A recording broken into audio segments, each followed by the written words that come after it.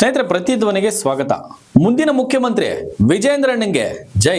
ಮುಂದಿನ ಮುಖ್ಯಮಂತ್ರಿ ಡಿ.ಕೆ. ಶಿವಕುಮಾರ್ ಅಣ್ಣಂಗೆ ಜೈ. ಮುಂದಿನ ಮುಖ್ಯಮಂತ್ರಿ ಕುಮಾರ್ ಅಣ್ಣಂಗೆ ಜೈ ಜೈ ಜೈ. ನೋಡಿ, ನಿನ್ನೆ ವಿಜೇಂದ್ರ ಅವರು ದೆಹಲಿಯಿಂದ ಏನು ಹೈಕಮಾಂಡ್ ಅನ್ನ ಮೀಟ್ ಮಾಡಿಕೊಂಡು ದೆಹಲಿಯಿಂದ ಬರ್ತಾ ಇದ್ದಂಗೆ ಏನ್ ವಿಜೇಂದ್ರ ಅಣ್ಣನ ಸುತ್ತ ಕಾರ್ಯಕರ್ತರು ಸುತ್ತಕೊಂಡು ಮುದ್ಗೆ ತರ ಹಾಕೊಂಡು ಜೈಕಾರ ಹಾಕಿದ್ದು ಮುಂದಿನ ಮುಖ್ಯಮಂತ್ರಿ ವಿಜೇಂದ್ರ ಅಣ್ಣಂಗೆ ಜೈ, ಮುಂದಿನ ಮುಖ್ಯಮಂತ್ರಿ ವಿಜೇಂದ್ರ ಅಣ್ಣಂಗೆ ಜೈ. ಪಕ್ಷದಲ್ಲಿ 3 ಜನದ ಪಕ್ಷದಲ್ಲೂ JDS, ಬಿಜೆಪಿ, ಕಾಂಗ್ರೆಸ್ ಪಕ್ಷದಲ್ಲಿ ಗಾಳಿ ಹೋಗ್ತಾ ಇದೆ. ಅಂಥದ್ರಲ್ಲಿ ಈ ಮುಖ್ಯಮಂತ್ರಿ ಆಗೋ ಆಸೆ ಕಾಣ್ತಾ ಇದ್ದಾರೆ. ನಿಜವಾಗ್ಲೂ ವಿಜೇಂದ್ರ ಅಣ್ಣನ ಸ್ಥಿತಿ ಹೆಂಗಿದೆ ಗೊತ್ತಾ? ಆ ಬಗ್ಗೆ ಡೀಟೇಲ್ ಆಗಿ ನಿಮ್ಗೆ ತಿಳಿಸ್ಕೊಡುವಂತ ಪ್ರಯತ್ನ ಮಾಡ್ತೀನಿ. ಅದಕ್ಕೆ ಮುಂಚೆ ಆ ವಿಜೇಂದ್ರ ಅಣ್ಣಂಗೆ ಜೈಕಾರ ಹಾಕಿದಾರಲ್ಲ ಆ ಕಾರ್ಯಕರ್ತರ ಒಂದು ವಿಡಿಯೋವನ್ನ ನೋಡ್ಕೊಂಬನ್ನಿ.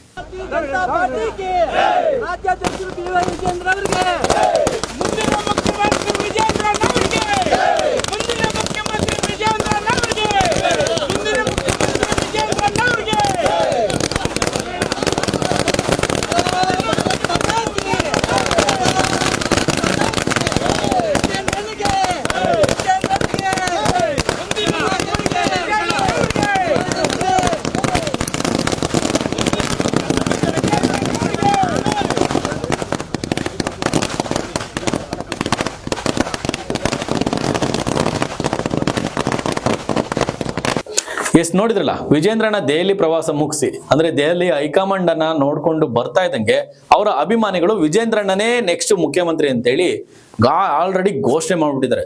ಇನ್ನೊಂದ್ ಕಡೆ ನೋಡಿ, ಕುಮಾರಣ್ಣಂಗೆ ಈಗ ಮಿಸ್ಡ್ ಕಾಲ್ ಅಭಿಯಾನ ಇದೆಯಲ್ಲ, ಜನರೊಂದಿಗೆ ಜನತಾದಳ, ಅಲ್ಲಿ ನಿಖಿಲ್ ಅಣ್ಣ ಹೋದಾಗ ಎಲ್ಲಿ ಹೋಗ್ತಾರ ಅಲ್ಲೆಲ್ಲರೂ ಕೂಡ ಅಭಿಮಾನಿಗಳು ನೆಕ್ಸ್ಟ್ ಮುಖ್ಯಮಂತ್ರಿ 2028ಕ್ಕೆ ಕುಮಾರಣ್ಣ ಇವರೇ ಘೋಷಣೆ ಮಾಡ್ಕೊಂಡ್ಬಿಡ್ತಾರೆ. ಇನ್ನು ಡಿ.ಕೆ. ಸಾಹೇಬ್ರು ಅವ್ರ ಅಭಿಮಾನಿಗಳು ಕೂಡ ಅವ್ರೇನ್ ಕಮ್ಮಿನಾ? ಮುಂದಿನ ಮುಖ್ಯಮಂತ್ರಿ ಡಿ.ಕೆ. ಶಿವಕುಮಾರ್ ಅವರವರೇ ಸ್ವಯಂ ಘೋಷಣೆ ಮಾಡ್ಕೊಂಡ್ಬಿಡ್ತಾರೆ. ಮುಖ್ಯಮಂತ್ರಿ ನಿಜವಾಗ್ಲೂ ನೀವು ನಂಬಲಿಕ್ಕಿಲ್ಲ, ಮುಖ್ಯಮಂತ್ರಿ ಹುದ್ದೆ 2028ಕ್ಕೆ ಇವ್ರು 3 ಜನಕ್ಕೂ ಸಿಗೋದು ಬಹಳ ಅನುಮಾನ ಇದೆ.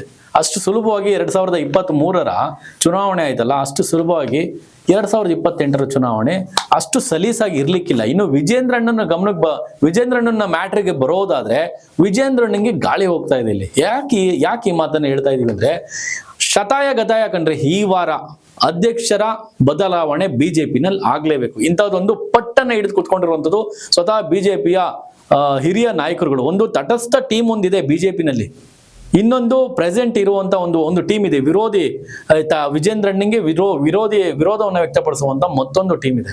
ಇನ್ನೊಂದು ತಟಸ್ಥ ನೀತಿ. ಏನ್ ಮಾಡ್ತೀರಾ ಮಾಡ್ರಿ ನೋಡೋಣ ಅಂತೇಳಿ ಈ ತಟಸ್ಥ ನೀತಿ ಗುಂಪು ಮತ್ತೆ ಈ ವಿರೋಧಿ ಗುಂಪು ಇಬ್ರು ಕೂಡ ಹೈಕಮಾಂಡ್ಗೆ ಹೋಗಿ ಸರಿಯಾಗಿ ಒಂದು ಪಿನ್ನಿಟ್ಟು ಬಂದಿದ್ದಾರೆ. ಶತಾಯ ಗತಾಯ ನೀವು ವಿಜೇಂದ್ರ ಅಣ್ಣನ್ ತೆಗಿಲೇಬೇಕು. ವಿಜೇಂದ್ರ ಅವ್ರನ್ನ ಅಧ್ಯಕ್ಷ ಸ್ಥಾನದಿಂದ ತೆಗೀರಿ.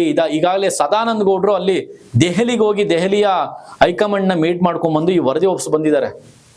ವಿಜೇಂದ್ರ ಅವರು ಈ ಅಧ್ಯಕ್ಷ ಸ್ಥಾನಕ್ಕೆ ನಾಲಾಯಕ್. ಇವರು ಕಾಂಗ್ರೆಸ್ನ ಹಗರಣ ಮತ್ತೆ ಏನು ಭ್ರಷ್ಟಾಚಾರವನ್ನ ಬಯಲ್ಗಿಳುವಲ್ಲಿ ಟೋಟಲಿ ಫೇಲ್ಯೂರ್ ಆಗಿದ್ದಾರೆ. ಇವ್ರನ್ನ ಇಟ್ಕೊಂಡು ಏನ್ ಮಾಡ್ತೀರಿ? 2028ರ ಚುನಾವಣೆಗೆ ಹೆಂಗ್ ಹೋಗ್ತೀರಿ ನೀವು? ಇವ್ರನ್ನ ಇಟ್ಕೊಂಡು ಹೆಂಗ್ ಗೆಲ್ಲೋದಕ್ಕಾಗುತ್ತೆ?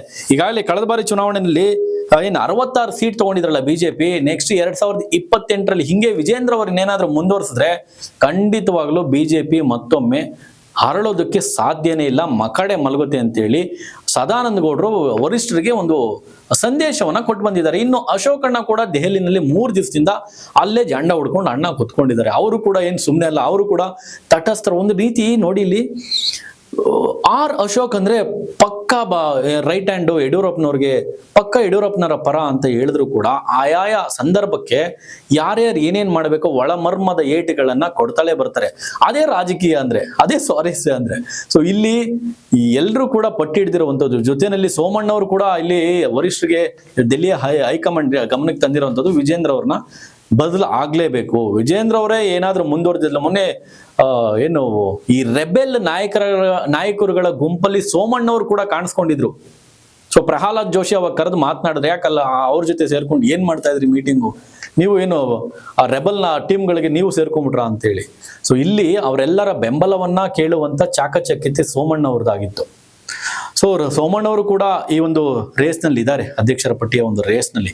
ಇದನ್ನ ಬದಿಗಿಟ್ಟಿ ನೋಡೋದಾದ್ರೆ ಈ ಸದಾನಂದ ಗೌಡರು ಕೊಟ್ಟಂತ ಟಾಂಗ್ಗೆ ವಿಜೇಂದ್ರ ಅವರು ಇನ್ನೂ ಇಲ್ಲ ಕಣ್ರಿ ಸ್ವಾಮಿ. 14 ರಾಜ್ಯಗಳಲ್ಲೂ ಕೂಡ ಅಧ್ಯಕ್ಷರ ಸ್ಥಾನದ ಪೆಂಡಿಂಗ್ ಇನ್ನೂ ಇದೆ.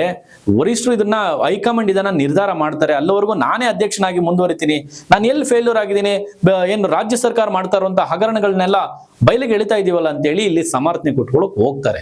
ಏನೇ ಸಮರ್ಥನೆ ಕೊಟ್ಕೊಂಡ್ರು ಕೂಡ ಮೊನ್ನೆ ಅಮಿತ್ ಶಾ ಅವರು ಬಂದು ರಾಜ್ಯ ಬಿಜೆಪಿ ನಾಯಕರಿಗೆ ಮುಖಕ್ಕೆ ಮಂಗಳಾರತಿ ಎತ್ತು ಹೋಗಿರೋದಂತೂ ಗ್ಯಾರಂಟಿ. ಯಾಕಂದ್ರೆ ಟೋಟಲಿ ಬಿಜೆಪಿ ಎಲ್ಲೋ ಒಂದ್ ಕಡೆ ಸೊರಗ್ತಾ ಇರುವಂತದ್ದು.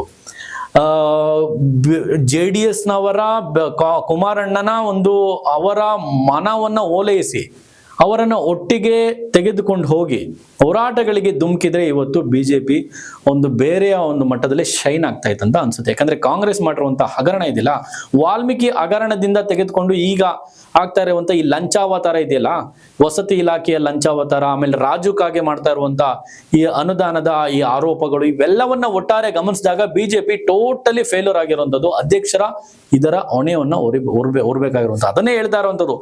ಬಿಜೆಪಿಯ ತಟಸ್ಥರ ಗುಂಪು ಮತ್ತೆ ವಿರೋಧಿಗಳ ಗುಂಪು ಎರಡೂ ತಂಡದವರು ಹೇಳ್ತಾ ಇರುವಂತದ್ದು ವಿಜೇಂದ್ರ ಅವ್ರ ಮೇಲೆ. ವಿಜೇಂದ್ರ ಫೇಲ್ಯೂರ್ ನಾಯಕ, ಇವ್ರ ಕೈನಲ್ಲಿ ಅಧ್ಯಕ್ಷರ ಸ್ಥಾನವನ್ನ ನಿಭಾಯಿಸಕ್ಕಾಗ್ತಲ್ಲ. ನೀವು ಈ ಸಲ ಚೇಂಜ್ ಮಾಡಲೇಬೇಕು. ನೀವೇನ್ ಮಾಡ್ತೀರಾ ನಮಗೆ ಗೊತ್ತಿಲ್ಲ. ಯಾಕಂದ್ರೆ 2028ಕ್ಕೆ ನಾವು ಸ್ವತಂತ್ರವಾಗಿ ಕಾಂಗ್ರೆಸ್ ವಿರುದ್ಧ JDS ವಿರುದ್ಧ ಸ್ವತಂತ್ರವಾಗಿ ಬಿಜೆಪಿ ಇಲ್ಲಿ ಅಧಿಕಾರಕ್ಕೆ ಬರಬೇಕಂದ್ರೆ ವಿಜೇಂದ್ರ ಅವ್ರನ್ನ ಬದಲು ಮಾಡಲೇಬೇಕು. ಹೊಸ ರಾಜ್ಯಾಧ್ಯಕ್ಷರಿಗೆ ಈ ಒಂದು ಸ್ಥಾನವನ್ನ ಕೊಡ್ಲೇಬೇಕು ಅಂತೇಳಿ ಈ ವಿರೋಧಿ ಬಣ ಜೊತೆನಲ್ಲಿ ಈ ತಟಸ್ಥರ ಬಣ ಇಬ್ರು ಕೂಡ ಡಿಮ್ಯಾಂಡ್ ಮಾಡ್ತಾ ಇರುವಂತದ್ದು ಹೈಕಮಾಂಡ್ಗೆ. ಇದೆಲ್ಲವನ್ನ ಸೂಕ್ಷ್ಮವಾಗಿ ಗಮನಿಸ್ತಾ ಇರುವಂತದ್ದು ಹೈಕಮಾಂಡ್ ಏನ್ ಮಾಡ್ಬಿಡುತ್ತೆ ಹಾಗಾದ್ರೆ. ಈ ಭಿನ್ನರ ತಂಡ ಇನ್ನೊಂದು ಫಿಟ್ಟಿಂಗ್ ಇಟ್ಟು ಬಂದಿರೋದು ಏನಂದ್ರೆ, ಈ ಕುಟುಂಬ ರಾಜಕಾರಣ ಇದೆಯಲ್ಲ, ಈ ನಾವು JDS ನಲ್ಲಿ ಕಾಣಬಹುದು ಇದನ್ನ ಕುಟುಂಬ ರಾಜಕಾರಣ. ನೋಡಿ, ಕುಮಾರಣ್ಣ ಬಿಟ್ರೆ ನಿಖಿಲ್ ಅಣ್ಣ ಬರ್ತಾನೆ, ನಿಖಿಲ್ ಅಣ್ಣ ಬಿಟ್ರೆ ಈಗ ಇನ್ನೊಂದು ಅಣ್ಣ ಪಾಪ ಜೈಲ್ ಸೇರ್ಕೊಂಡ್ಬಿಟ್ಟಿದ್ದಾರೆ. ಇವರೇ ಕುಟುಂಬ ರಾಜಕಾರಣ ಅನ್ನೋದು ಇದಕ್ಕೆ. ನೋಡಿ, ಯಡಿಯೂರಪ್ಪನವ್ರ ಆದ್ಮೇಲೆ ವಿಜೇಂದ್ರ, ರಾಘವೇಂದ್ರ. ಸೊ ಈ ರೀತಿ ಕುಟುಂಬ ರಾಜಕಾರಣ ಮಾಡೋದು ಅಲ್ಲ. ಕುಟುಂಬ ರಾಜಕಾರಣಕ್ಕೆ ಬಿಜೆಪಿ ಈ ಕುಟುಂಬ ರಾಜಕಾರಣಕ್ಕೆ ನಾವ್ಯಾಕೆ ಇಷ್ಟೊಂದೆಲ್ಲ ಶ್ರಮ ಪಡಬೇಕು ಅನ್ನೋದು ಕೂಡ ಹಿರಿಯರ ಒಂದು ಹಿರಿಯರು ಕೂಡ ಒಂದು ಹೈಕಮಾಂಡ್ ಗಮನಕ್ಕೆ ತಂದಿರುವಂಥದ್ದು, ಒಂದು ಬೇಡಿಕೆ ಇಟ್ಟಿರುವಂಥದ್ದು, ಡಿಮ್ಯಾಂಡ್ ಕೂಡ ಆಗಿರುವಂಥದ್ದು. ಇನ್ನು ಕಡೆಯದಾಗಿ ವಿಜೇಂದ್ರ ಅವರು ಬದಲು ಮಾಡ್ಬಿಡ್ತಾರ ಹಾಗಾದ್ರೆ ವಿಜೇಂದ್ರ ಅವ್ರನ್ನ ಅಧ್ಯಕ್ಷ ಸ್ಥಾನದ ಈ ವಾರ ಶತಾಯಗತ ಮಾಡ್ಲೇಬೇಕಂತೇಳಿ ಬಿಜೆಪಿಯ ತಟಸ್ಥರ ಗುಂಪು ಮತ್ತೆ ವಿರೋಧಿ ಗುಂಪು ಹೈಕಮಾಂಡ್ ಹತ್ರ ಬೇಡಿಕೆ ಇಟ್ಟಿದ್ರು ಕೂಡ ಅಷ್ಟು ಸುಲಭವಾಗಿ ಹೈಕಮಾಂಡ್ ಬಗ್ಬಿಡುತ್ತಾ? ಯಾರು ಏನೇ ತಿಪ್ಪರ್ಲಾಗ ಹಾಕಿದ್ರು ಕೂಡ ಬಿಜೆಪಿನಲ್ಲಿ ಹೈಕಮಾಂಡ್ ಏನು ಅಂತಿಮವಾಗಿ ತೀರ್ಮಾನ ಕೈಗೊಳ್ಳುತ್ತೋ ಅದೇ ಆಗೋದು. ಯಾರು ಏನೇ ತಿಪ್ಪರ್ಲಾಗ ಹಾಕಿಲ್ಲ. ನೋಡಿ, ಅಶೋಕ್ ಅವರು 3 ದಿವಸದಿಂದ ಅಲ್ಲೇ ಜಾಂಡ ಓಡಿದ್ದಾರೆ ದೆಹಲಿನಲ್ಲಿ. ಸೋಮಣ್ಣವ್ರು ಹೋಗಿ ಬಂದ್ರು. ಸದಾನಂದ ಗೌಡರು ಈಗಾಗಲೇ ಒಂದಷ್ಟು ದೂರುಗಳನ್ನ ಕೊಟ್ಟು ಬಂದ್ರು. ಕುಟುಂಬ ರಾಜಕಾರಣಕ್ಕೆ ಬ್ರೇಕ್ ಹಾಕಿ ವಿಜೇಂದ್ರನ್ನ ಬದಲು ಮಾಡಿ ಅಂತೇಳಿ. ಇವೆಲ್ಲ ಏನೇ ಮಾಡಿದ್ರು ಕೂಡ ಆನೆ ನಡೆದಿದ್ದೇ ಹಾದಿ ಅನ್ನೋಂಗೆ ಬಿಜೆಪಿನಲ್ಲಿ ವರಿಷ್ಠರು ಹೈಕಮಾಂಡ್ ಏನ್ ತೀರ್ಮಾನ ಕೈಗೊಳ್ತಾರೋ ಅದೇ ಅಂತಿಮ. ಯಾರು ಏನೇ ಬಡ್ಕೊಂಡ್ರು ಅಷ್ಟೇ, ಯಾರು ಏನೇ ತಿಪ್ಪರ್ಲಾಗ ಹಾಕಿದ್ರು ಅಷ್ಟೇ.